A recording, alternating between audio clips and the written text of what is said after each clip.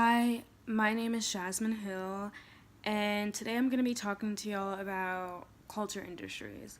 According to our book, culture industries are entertainment businesses such as film, music, television, and advertising who reproduce the dominant ideology and distract people from recognizing unjust distribution of power within our society, which is basically like the um, media who affect everybody's opinions and how they feel about the world. Um, yeah, that's basically what culture industries basically are. I can recall an experience where I felt that culture industries played a part in my life, and it would be during the 2016 election. And I don't want to get too political, but I know for me personally, I just kind of felt that Hillary Clinton was going to be our first woman president. And I don't know, for me, everywhere I looked, driving down the road, you would see bumper stickers that said, "I'm with her." In every neighborhood that you drove in, you would see people's lawns with those picketed things saying, "I'm with her," "I stand with Hillary." And, every time I turned on the TV, it was, people saying, "I'm with her," and just, the media was saying about Donald Trump. And it was kind of like, there's no way this guy is going to be our president. And then come election night, I'm sitting there just baffled, watching Donald Trump kind of take over. And I was kind of like, you know what? This is real. This guy's going to be our president. I was kind of like, wow, I did not see that coming. Nothing was pointing me in the direction of Donald Trump being our president. And he is. So life goes on, I guess.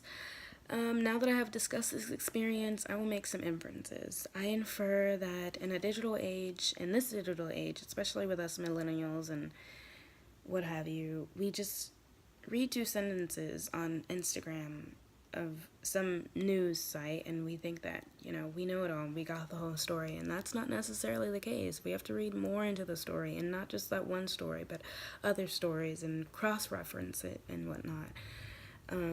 Do your research. Do our research. That's what we have to do. Now that I have made these inferences, I will discuss how these inferences can be transferred into other situations. When we look at film or newspapers, we should always be conscious of their agenda. Know what their agenda is and who they're writing it for, who their audience is, and just know. Do your research. Cross-reference them. Just know. In conclusion, what we can gain from this new knowledge is to do our own research. It's what I've been saying. Do your research. When you do your own research, you'll feel so much more confident about your own opinion, and you won't just say, "Oh, I don't like this person." And when somebody asks you why, you won't just sit there and look dumb. You'll have actual reasons and evidence to back why you don't like that person. We have an election coming up in November.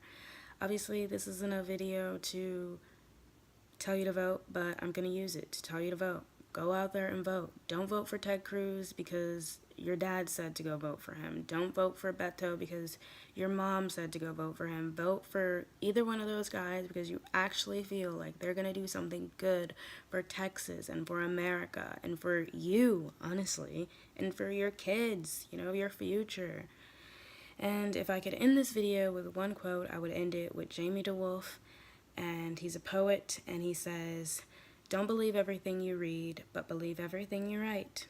And yeah, have a good day.